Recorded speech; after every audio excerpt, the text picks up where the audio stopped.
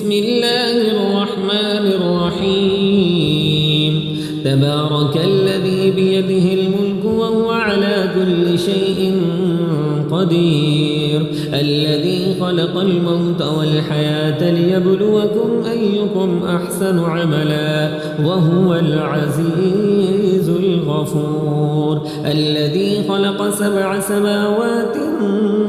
طباقا ما ترى في خلق الرحمن من تفاوت فارجع البصر هل ترى من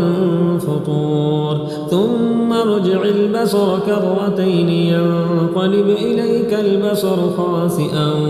وهو حسير ولقد زينا السماء الدنيا بمصابيح وجعلناها رجوما للشياطين وأعتدنا لهم عذاب السعير وللذين كفروا بربهم عذاب جهنم وبئس المصير إذا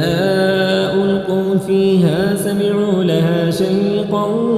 وهي تفور تكاد تميز من الغيظ كلما ألقي فيها فوج سألهم خزنتها ألم يأتكم نذير قالوا بلى قد جاءنا نذير فكذبنا وقلنا ما نزل الله من شيء إن أنتم إلا في ضلال كبير وقالوا لو كنا نسمع أو نعقل ما كنا في أصحاب السعير فاعترفوا بذنبهم فسحقا لأصحاب السعير إن الذين يخشون ربهم بالغيب لهم مغفرة وأجر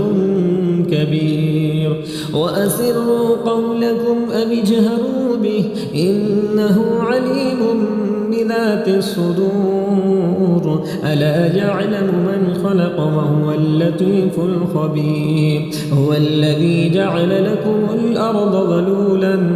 فامشوا في مناكبها وكلوا من رزقه وإليه النشور أأمنتم من في السماء أن يخسف بكم الأرض فإذا هي تمور أم أمنتم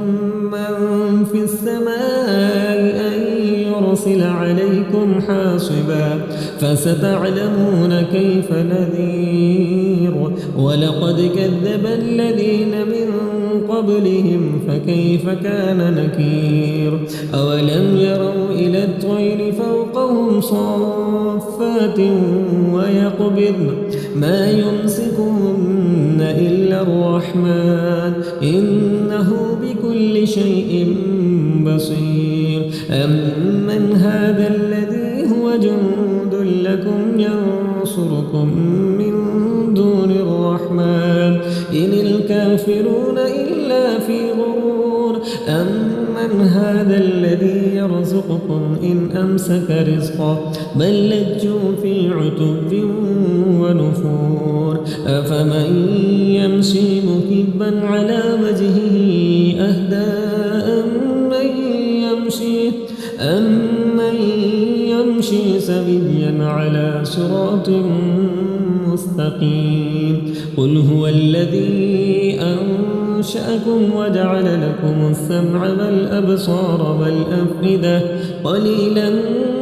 ما تشكرون قل هو الذي ذرأكم في الأرض وإليه تحشرون ويقولون متى هذا الوعد إن كنتم صادقين قل إنما العلم عند الله وإنما أنا نذير مبين فلما رأوه زلفة سيئت وجوه الذين كفروا وقيل هذا الذي كنتم به تدعون قل أرأيتم إن أهلكني الله ومن معي أو رحمنا فمن يجير الكافرين من عذاب أليم قل هو الرحمن آمنا به وعليه توكلنا فستعلمون من هو في ضلال مبين قل أرأيتم إن أصبح ماؤكم غورا فمن يأتيكم بماء معين